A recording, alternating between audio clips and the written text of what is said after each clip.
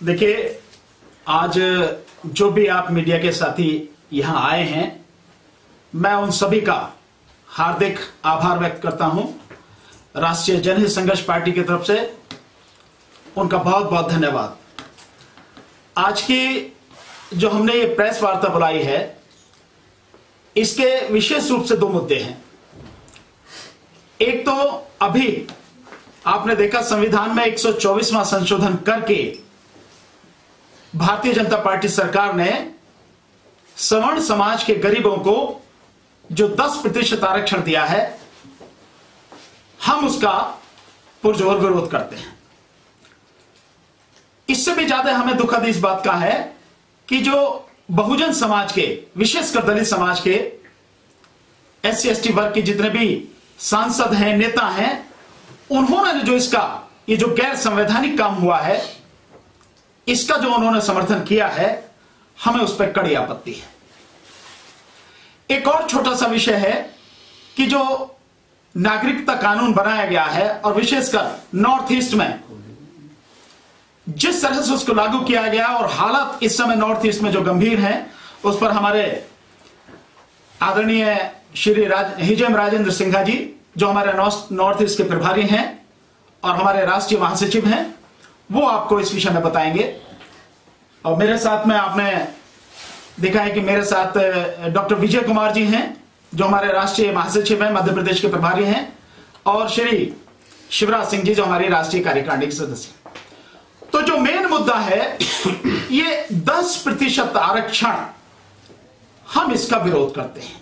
इसके विरोध के कारण है, नंबर 1, संविधान में कहीं भी आरक्षण के लिए आर्थिक आधार नहीं है। संविधान सभा में जब अनुच्छेद 15 और 16 पर बहुत व्यापक रूप से चर्चा हुई, बहुत से सवाल आए और परम पूज्य बोधिसत्व बाबा साहब डॉक्टर अंबेडकर ने उन सभी सवालों के जवाब दिया और जितने भी संशोधन थे उनको खारिज किया। और संवैधानिक प्रक्रिया जिस तरह से हो, उसमें सामाजिक और शैक्षणिक आधार पर ही आरक्षण की उन्होंने बात की। आर्थिक आधार को पूरी तरह से उन्होंने खारिज किया। लेकिन भाजपा सरकार आर्थिक आधार पर आरक्षण दे रही है। इसमें दो चीजें हैं। आज ये सवर्ण समाज को आर्थिक आधार पर 10% आरक्षण दे रही है, हालांकि कोई जरूरत नहीं है, क्योंकि 50.5% आरक्षण ऑलरेडी इस देश में सवर्ण समाज के लिए पक्का किया हुआ है और माननीय सर्वोच्च न्यायालय ने इसमें मोहर भी लगा रखी है, यह कहकर कि देश में 50% से ज्यादा आरक्षण नहीं होगा। यानी कि 15% आबादी को आपने 50.5% आरक्षण पहले ही दे रखा है, पक्का कर रखा है। तो 10% आरक्षण का क्या मतलब है? और दूसरा, यह बहुत बड़ा षड्यंत्र है। आज इन्होंने आर्थिक आधार पर संविधान के साथ छेड़छाड़ की है, खिलवाड़ किया है। उसमें ये आर्थिक आधार को लागू करने जा रहे हैं, राज्यसभा तक से वो पास हो चुका है। तो कल इसका सहारा लेकर जो सामाजिक और शैक्षणिक आधार पर अनुसूचित जाति, अनुसूचित जनजाति और बैकवर्ड समाज को, ओबीसी को जो आरक्षण मिला हुआ है, उस आरक्षण पर ये फिर कुठाराघात करेंगे। फिर इन्हें कि हाथ रखने के लिए आज एक मौका मिला है, कल फिर उस पर बात करेंगे कि इसको सामाजिक और राजनीतिक शैक्षणिक आधार पर नहीं, आर्थिक आधार पर आरक्षण दिया जाए। तो एक तरह से ये पिछले दरवाजे से संविधान में संशोधन करके जो SC/ST और OBC का आरक्षण है, उस पर कुठाराघात करने की बहुत बड़ी साजिश है। हम इसका पुरजोर विरोध करते हैं। एक विरोध हमारा और भी है कि बहुजन समाज के, या विशेष कहें अनुसूचित जाति, अनुसूचित जनजाति समाज के, यहां तक कि OBC समाज के भी जितने भी नेता संसद में बैठे हैं, सांसद संसद में बैठे हैं, उन सभी ने इसका समर्थन किया, इस आरक्षण का, जबकि उन्हें इसका विरोध करना चाहिए था। केवल 2 लोगों को अगर मैं कहूं, असदुद्दीन ओवैसी और आरजेडी के सांसद जिन्होंने राज्यसभा में किया, मनोज झा, इन 2 को छोड़ के बाकी इन सारे लोगों ने इसका समर्थन किया। इसका मतलब यह है कि आप संविधान के साथ खिलवाड़ हो रही है और आप तमाशा देख रहे हैं। आपको यह भी नहीं पता कि ये कल इसका सहारा लेकर आपकी पीठ में किस तरह से कुठाराघात करे। और इसमें सबसे बड़ी आपत्ति मुझे इस बात पर है कि अगस्त 2018 में इस बहुजन समाज की जो नेता मानी जाती हैं, माननीय बहन जी मायावती जी, सबसे पहले अगर देखा जाए तो पहल उन्होंने इस बात में की। उनका एक बाकायदा एक प्रेस कॉन्फ्रेंस में एक क्लिप है, बाकायदा उन्होंने कहा, जिसको आप समता आवाज टीवी के 29 अगस्त का जो उन्होंने उस पर प्रसारण किया है, उस पर जाके देख सकते हैं। उन्होंने स्पष्ट रूप से कहा है माननीय बहन जी ने कि अपर कास्ट के गरीब लोगों को अगर सरकार संविधान में संशोधन करके 18% या उससे अधिक आरक्षण देना चाहती है तो हमारी पार्टी इसका सबसे पहले स्वागत करेगी। भाई अगर इसकी बात है तो मैं आपसे कहना चाहता हूं कि आरक्षण अगर संविधान में संशोधित कर रहे हैं आप, तो सबसे पहले ओबीसी का जो आरक्षण है, जो उसकी आबादी के अनुपात में उसे मिलना चाहिए, उसकी आबादी 55% से ज्यादा है, उन्हें मात्र 27% आरक्षण मिला हुआ है। तो पहले आप संविधान में संशोधन इस बात के लिए कीजिए कि उन्हें उनकी आबादी के अनुपात में पूरा आरक्षण मिले, यानी 55% से ज्यादा आरक्षण उन्हें मिले। दूसरा, जो बहुजन समाज के, जो दलित समाज के, SC/ST समाज के जो गरीब लोग हैं और उन्हें जो आरक्षण ऑलरेडी मिला हुआ है 22.5%, वो आज तक पूरा नहीं है, तो ईमानदारी अगर आपकी है तो पहले उसे पूरा करें। आप उसे पूरा नहीं कर रहे हैं, ओबीसी का हिस्सा जो है, उसका हक जो है आप उसे नहीं दे रहे, और सवर्ण समाज के लिए आप ये 10% आरक्षण कर रहे हैं, तो आप बहुजन समाज की पीठ में छुरा भोंक रहे हैं और पर्दे के पीछे से आप उनका आरक्षण खत्म करने का षड्यंत्र कर रहे हैं। हम इसका घोर विरोध करते हैं। दूसरा, एक चीज और है कि जब नौकरियां ही नहीं हैं, देखिए बड़े दुखद बात है कि जिस दिन आरक्षण की चर्चा लोकसभा में हो रही है, उससे पहले ही दिन फ्रंट पेज पर न्यूज है, उस न्यूज में है कि 2018 में 1,10,00,000 नौकरियां खत्म हो गई। तो जब नौकरियां ही नहीं हैं और वैसे भी 24 लाख केंद्र सरकार में और बाकी जो है राज्य सरकार में मिला के तकरीबन 1 करोड़ खाली पद पड़े हैं, पहले तो आप उन्हें भरें, उन्हें नहीं भर रहे हैं और आप ये आरक्षण कर रहे हैं, तो आप समाज के साथ में धोखा कर रहे हैं। इसका मतलब क्या है? ये सीधा सीधा समाज को धोखा देना, गुमराह करना, और सही मायने में जो असल मुद्दे हैं जिसमें भारतीय जनता पार्टी सरकार पूरी तरह से असफल रही है, वो चाहे 2 करोड़ नौकरियों का हो, चाहे 15 लाख खाते में आने का हो, चाहे वो FDI का हो, चाहे जो मेक इन इंडिया का हो, चाहे स्मार्ट सिटी का हो, चाहे डिजिटल इंडिया का हो, चाहे किसानों का मुद्दा हो, चाहे महिलाओं की सुरक्षा का मुद्दा हो, ये सारे के सारे जो मुद्दे हैं, और नोटबंदी के बाद जिस तरह से देश का बेड़ा गर्क हुआ, 2% GDP जो है डाउन हुई और लगभग 4.5 करोड़ लोग बेरोजगार हो गए, उस सब से ध्यान बटाने के लिए, क्योंकि चुनाव सर पे है, ये मुद्दे सवाल पूछेंगे लोग बाग, उनसे ध्यान बटाने के लिए ये एक शगुफा छोड़ा गया है, ये जुमला छोड़ा गया है। हम इसका पुरजोर विरोध करते हैं। अब आप साथी इस विषय पर जो भी सवाल पूछना चाहें, प्रेस के साथी, हम उनका स्वागत करेंगे। सर, मैं आपकी जानकारी के लिए बता दूं कि इस देश के अंदर जो है गुजरों ने आंदोलन किया, जाटों ने आंदोलन किया, और इसके अलावा जो है राजस्थान के बहुत सारे मीणाओं ने आंदोलन किया, और वो लोग जेलों में भी बंद हैं और मारे भी गए, लेकिन उनको आरक्षण नहीं दिया इस सरकार ने। ऐसा क्यों? देखिए, मैं बहुत सीधा सीधा कहूंगा इस बात को, मैं पहले भी कह चुका हूं, इस बात को समझे आप। कौन है गुजर? बैकवर्ड। मीना कौन है? बैकवर्ड। जाट कौन है? वो भी बैकवर्ड में आने की बात कर रहे हैं, लेकिन जाट किसी हालत में सवर्ण में तो नहीं आते। तो मतलब सीधा सीधा है कि बीजेपी सिर्फ और सिर्फ सवर्ण समाज की पार्टी है, वो ओबीसी SC/ST की पार्टी नहीं है। उनके लिए वो कुछ नहीं करेगी, और अपने लिए चाहे संविधान के साथ कितनी भी खिलवाड़ करनी पड़े वो करेगी। तो सीधा सीधा ये है। अब सोचना, जो गुजर समाज के लोग हैं, मीणा समाज के लोग हैं, या जाट समाज के लोग हैं, उन्हें यह सोचना है कि क्या उन्हें धोखेबाज जो पार्टी है उसके साथ में जाना है, ये 2019 में उन्हें सबक सिखाना है, ये उन्हें सोचना है। क्या सर ये आरक्षण से दलित समाज पे या बहुजन समाज पे क्या असर पड़ेगा? नहीं, देखिए हाल फिलहाल अगर बात कहें तो कोई असर अभी दिखाई नहीं देता, लेकिन क्योंकि बीजेपी की मंशा हमेशा उसकी नीयत खराब रही है, उसकी नीयत बहुजन समाज या एससी एसटी समाज के विरोध में रही है, वो कई बार सामने से नहीं होकर पीछे से वार करती है, तो आखिर में इसका जो असर पड़ेगा वो ये पड़ेगा कि एक बार संविधान में संशोधन होकर आर्थिक आधार लागू होने के बाद फिर वो ये जो सामाजिक और शैक्षणिक आधार पर जो रिजर्वेशन है, फिर ये कहेंगे कि भाई सब हल्ला मचेगा कि इसको भी आर्थिक आधार पर किया जाए। तो अल्टीमेटली पर्दे के पीछे से या बैकडोर से उस समाज के अनुसूचित जाति, अनुसूचित जनजाति, ओबीसी के जो आरक्षण है उस पर कुठाराघात करने की ये कुटिल राजनीति है। सर, इतना विरोध होने के बावजूद भी और जो बीजेपी के जो आकाएं, बीजेपी के जो लीडर है वो कहते हैं कि अब जो सीट आई है उससे ज्यादा सीटें आएंगी, इतना विरोध होने के बावजूद। ये उनकी हताशा है, ये उनकी हताशा है। 5 राज्यों में उनका पूरी तरह से सुपड़ा साफ हो गया। क्या ये समझ में नहीं आ रहा लोगों को, ये दिख नहीं रहा लोगों को, लेकिन वो करें क्या? अगर ये ना कहें तो और क्या कहेंगे? ये निश्चित रूप से वो भी जानते हैं कि हकीकत ये है, इस देश का आम आदमी उनके पूरी तरह से खिलाफ है। किसान हो, मजदूर हो, विद्यार्थी हो, शिक्षक हो, आंगनवाड़ी वाले हो, हर कोई उनके खिलाफ है, क्योंकि उन्होंने धोखा दिया है समाज को। जो वादे किए वो वादे पूरे नहीं किए, पूरी तरह से फेल रहे हैं। तो वो सिर्फ और सिर्फ अपनी हताशा को छुपाने का प्रयास कर रहे हैं। क्या ये आरक्षण देने के बाद जातिवाद खत्म हो जाएगा? नहीं, आरक्षण देने के बाद में जातिवाद खत्म होने का मतलब नहीं।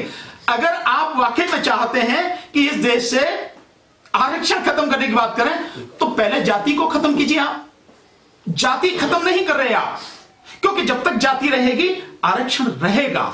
आरक्षण से जातियां खत्म होने का कोई लेना देना नहीं है। आर्थिक रूप से जो आर्थिक रूप में जो ये आरक्षण 10% दिया जा रहा है और राष्ट्रपति को मंदिर में उठने बैठने भी नहीं दिया जाता, क्या ये सही रहेगा आरक्षण देना? नहीं, तो इस बात पे फिर राष्ट्रपति जी को सोचना चाहिए कि अगर इस देश के राष्ट्रपति को, प्रथम नागरिक को मंदिर में नहीं जाने दिया जाता या सीढ़ियों से ही पूजा करा के भगा दिया जाता है, तो इस राष्ट्रपति को सोचना है कि क्या साइन किए जाए। राष्ट्रपति जी जो है वो आर्थिक रूप से तो ऊपर है ना? नहीं, मैं आर्थिक रूप से तो इस देश में बहुत लोग ऊपर हैं, पर क्या सामाजिक रूप से उन लोगों को वो सम्मान मिल रहा है? ऐसा तो नहीं है। इस देश में आर्थिक रूप से बहुजन समाज में से बहुत लोग हैं जो बहुत मजबूत हैं, पर उन्हें सामाजिक स्तर पर क्या वो सम्मान मिल रहा है? नहीं। उनके सामने कोई बात होती है और जैसे उनकी पीठ मुड़ती है तो फिर उन्हें वही कहा जा, अरे ये देख, अरे ये कोटे वाला है, ये वही कोटे वाला है। तो वो जाति जो है चुपकी हुई है, जाति को चुपका के रखा हुआ है। और जिस तरह से आप बात कर रहे हैं वो राष्ट्रपति जी वाली, या और ऐसे कितने लोग हैं, कहां उनको सम्मान मिल रहा है? सर, जनगणना के आधार पर जो है सवर्ण समाज है वो 10% टोटल आता है और 10% इन्होंने आरक्षण दे दिया है, तो इसके ऊपर क्या बोलेंगे आप? देखिए, बहुत सीधी बात है कि 10% की बात जो कर रहे हैं इसका ईमानदारी से पता तब लगेगा, ये सरकार अगर ईमानदार होती तो। भारतीय जनता पार्टी की सरकार बेईमान सरकार है और गुमराह करने वाली सरकार है। अब से लगभग 3 साल पहले जातीय जनगणना पर आधारित आंकड़े सरकार के पास हैं, लेकिन आज तक सरकार ने उन्हें न तो पार्लियामेंट के सामने रखा और न ही प्रकाशित किया। क्या डर है सरकार को? क्या दिक्कत है सरकार को? क्या ये सरकार उसे क्योंकि कम से कम सरकार ने तो पढ़ा ही होगा, तो उसे पढ़ने के बाद उसको समझ में आ गया है कि बहुजन समाज की या एससी एसटी ओबीसी समाज की संख्या बहुत बढ़ गई है और उससे वो घबराए हुए हैं। उनकी संख्या कम हो गई है, उससे वो घबराए हुए हैं, इसलिए उसे प्रकाशित नहीं करना चाहते। और 10% आरक्षण की बात, हम तो ये बात कह रहे हैं कि हमारे बहुजन नायक मान्यवर साहब काशीराम जी ने एक बहुत बढ़िया नारा दिया था, जिसकी जितनी संख्या भारी उतनी उसकी हिस्सेदारी। तो भाई हर व्यक्ति को, हर समाज को उसकी जाति के अनुपात में आप आरक्षण दे दिए, बात खत्म, कहीं किसी की दिक्कत नहीं रहेगी। वकील साहब, एक आखिरी सवाल आपसे पूछेंगे कि 2019 के इलेक्शन नजदीक है, तो उससे पहले ही आरक्षण का पेश क्यों?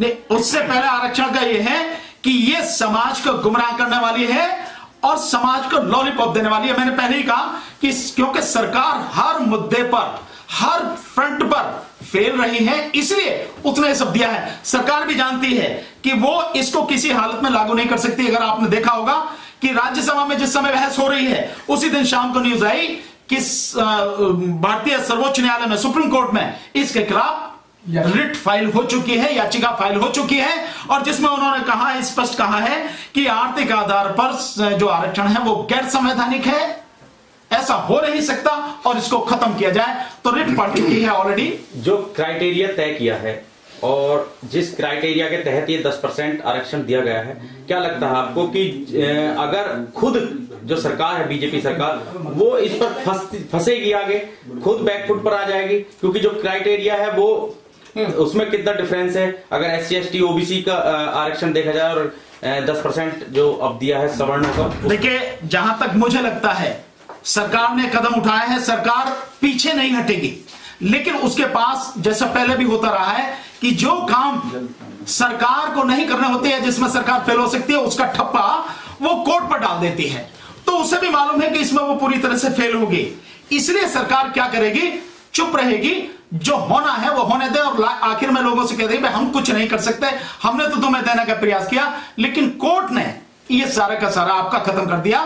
तो सरकार ये सारा ब्लेम, सारा आरोप कोर्ट के मत्थे मड़ेगी, उसे मालूम है ये हो नहीं सकता।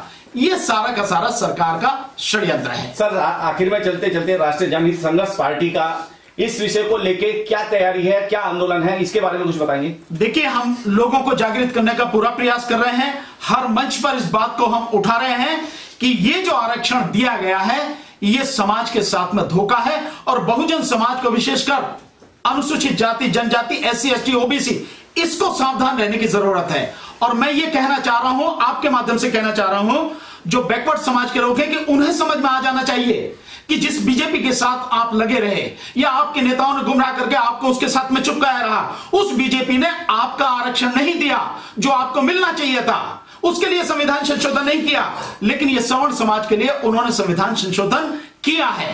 वकील साहब, देश में जो किसान है वो त्राही त्राही मचा रहा है, तो ऐसा नहीं लगता कि सरकार को पहले किसानों के बारे में सोचना चाहिए था सवर्ण समाज से ज्यादा? क्योंकि सवर्ण जो है वो किसान अन्नदाता नहीं है, ज्यादातर जो किसान है वो OBC समाज से निकल कर आता है, तो ऐसे में किसान के बारे में पहले सोचना चाहिए था। मैंने तो आपको बताया कि OBC के विषय में क्यों सोचेगी, किसान के विषय में क्यों सोचेगी।